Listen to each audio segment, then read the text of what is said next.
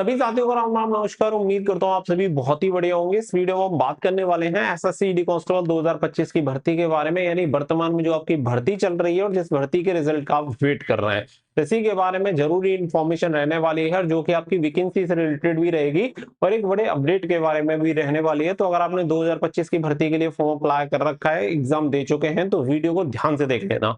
Video पसंद आए video कर देना लाइक और शेयर, और चैनल को कर लेना सब्सक्राइब, ताकि फ्यूचर में आने वाली हर एक अपडेट का नोटिफिकेशन आपको सबसे पहले मिलता रहे। आगे बढ़ते हैं और पूरी इंफॉर्मेशन आप सभी को देते हैं। तो देखो, ये जो मैं वीडियो बना रहा हूँ, सबसे पहले मैं यहाँ पे क्लियर करूंगा आपको वैकेंसी इंक्रीज के बारे में, क्योंकि ये सब्जेक्ट सबसे ज्यादा इंपॉर्टेंट है एट प्रेजेंट टाइम। ऐसा मैं क्यों बोल रहा हूँ, अभी मान के चलो कि जैसे अभी आपकी जितनी वैकेंसी है, उसमें वैकेंसी अगर आपकी इंक्रीज होती है और ये वैकेंसी की संख्या पहुंच जाती है आपकी करीब 50,000, तो इससे सभी कैंडिडेट को बहुत ज्यादा बेनिफिट होगा कि भाई 50,000 वैकेंसी हो गई तो सीधी सी बात है कि आपकी जो कट ऑफ होगी वो कट ऑफ भी आपकी डाउन हो जाएगी। लेकिन अगर ये वैकेंसी इंक्रीज नहीं होती है तो आपकी जो कट ऑफ है वो कहीं ना कहीं इस बार ज्यादा जाएगी, और इस बार अगर आपकी कट ऑफ ज्यादा जाती है तो ये आपके लिए लास्ट चांस हो सकता है, क्योंकि इससे आगे आप सभी को पता है कि आपकी सीएपीएफ में 50% का रिजर्वेशन गवर्नमेंट ने दे दिया है अग्निवीर को।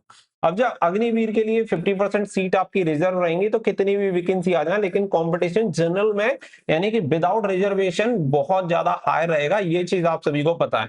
अभी ऑलरेडी आप सभी को पता है कि 145 से 146 तक आपकी कट ऑफ जाती है। अगर इसी हिसाब से चीजें रही और नंबर ऑफ वैकेंसी आपकी कम होगी, उसमें से भी 50% रिजर्वेशन चला जाएगा अग्निवीर को, तो जो बच्चों की जनरल कैटेगरी में हालत खराब होगी वो तो देखने लायक भी होगी। क्योंकि आप सभी को पता है कि अभी जो कंपटीशन 160 में से 145 आपकी कट ऑफ अभी पहले से ही जा रही है, तो उसके बाद भाई क्या ही होगा।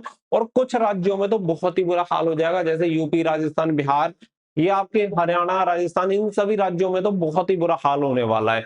तो अभी अगर मैं वर्तमान की बात करूं तो यहाँ पे आप सभी को वैकेंसी इंक्रीज से संबंधित चीजें मैं बता देता हूँ कि अप्रैल में एक चीज हुई थी कि यहाँ पे आपकी वैकेंसी का जो कलेक्शन है वो हुआ था कि सीएपीएफ की जितने भी आपकी पोस्ट है, जीडी पोस्ट या अदर जो भी पोस्ट है, उन सभी का डेटा कलेक्शन होता है हर साल।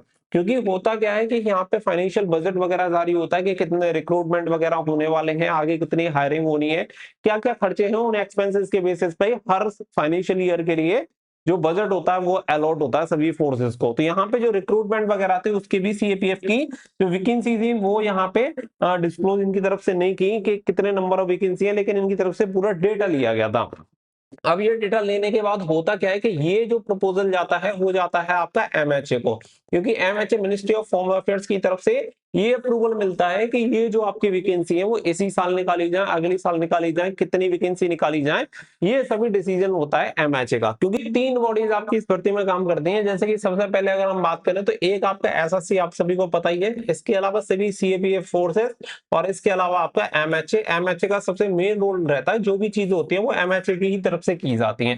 जब तक किसी भी भर्ती के लिए एमएचए की तरफ से अप्रूवल नहीं मिलेगा तब तक सीएपीएफ कुछ नहीं करेगा, और जब तक सीएपीएफ कुछ नहीं करेगा तब तक एसएससी कुछ नहीं करेगा। तो सभी एक दूसरे से कनेक्टेड है, लेकिन सभी चलती एमएचए से हैं, क्योंकि यही मंत्रालय से सबसे पहले आपके जो भी अप्रूवल होते हैं वो दिए जाते हैं। अब मान के चलो सीएपीएफ में आपकी सीआरपीएफ है, तो सीआरपीएफ को सपोज दैट 20,000 लोगों की जरूरत है कि 20,000 रिक्रूटमेंट करवाने हैं। अब ये अपना 20,000 का प्रपोजल उठा के भेज देंगे एमएचए को कि भाई हमें 20,000 लोगों की हायरिंग करवानी है, और जब एमएचए से अप्रूव कर देगा तो ये भेज देंगे दोबारा से सीएपीएफ को कि हाँ भाई आप 20,000 की जगह एक काम करो, 15,000 का रिक्रूटमेंट इस बार करवा लो। और जब ये 15,000 की स्वीकृति यहां से मिल जाती है तो ये सीएपीएफ उठा के एसएससी को बोल देगी कि चलो भाई 15,000 हमारी ये वैकेंसी सीआरपीएफ में खाली है, इसके लिए तुम भर्ती करवा दो। इसी तरीके से पूरा प्रोसेस चलता है। तो अप्रैल में डेटा कलेक्शन के बाद सीएपीएफ ने तो ये सारी चीजें दे दी एमएचए को, लेकिन एमएचए की तरफ से अभी तक ये अप्रूवल नहीं मिला कि ये जो वैकेंसीज है वो इसी साल निकाली जाए या अगली साल निकाली जाए। और जब तक ये अप्रूव नहीं मिलेगा तब तक वो डेटा सीएपीएफ के पास नहीं जाएगा और सीएपीएफ एसएससी को नहीं भेजेगा, तो तब तक आपकी वैकेंसी इंक्रीज होने की संभावना जीरो है। सिंपल सी बात समझ लो, क्योंकि सबसे पहले यहीं से कहानी स्टार्ट होगी। यहां से अप्रूवल मिला, सीएपीएफ के पास पहुंचा, सीएपीएफ एसएससी को भेज देगा, आपकी वैकेंसी इंक्रीज हो जाएंगे। लेकिन एक चीज मैं आपको क्लियर कर देता हूं कि आपकी पोस्ट काफी वैकेंट अभी चल रही है, यानी कि वैकेंसी की संख्या अभी स्ट्रेंथ इनके पास है, सभी सीएपीएफ फोर्सेज में अगर चाहें तो कम से कम 20 से 25,000 वैकेंसी आपकी आराम से बढ़ाई जा सकती है, जिससे कि आपकी ओवरऑल कट ऑफ कम हो जाएगी, क्योंकि यही लास्ट अवसर है, अगली बार से तो 50% का कोटा चला जाएगा। तो सिंपल सी बात समझ लो कि अब तक का सबसे बड़ा नुकसान साबित होगा अगर वैकेंसी इंक्रीज नहीं होती है। वैसे संभावना ये है कि आपका रिजल्ट भी इसी वजह से डिले हो सकता है, क्योंकि वैकेंसी का वेट किया जाएगा कि वैकेंसी अपडेट हो जाए। अपडेट होने से कहीं ना कहीं कैंडिडेट को 2025 वाले जो भी कैंडिडेट है उन्हें राहत मिलेगी, क्योंकि बहुत सारे कैंडिडेट तो ऐसे भी होंगे जो अगली भर्ती देख लेंगे और बहुत सारे कैंडिडेट इसी भर्ती में ओवरेज हो जाएंगे। तो उम्मीद मैं आप सभी को बता दूं कि उम्मीद ये है कि लगभग 10 दिन के अंदर ही आपको इससे रिलेटेड जो अपडेट है वो देखने के लिए मिल जाएगी।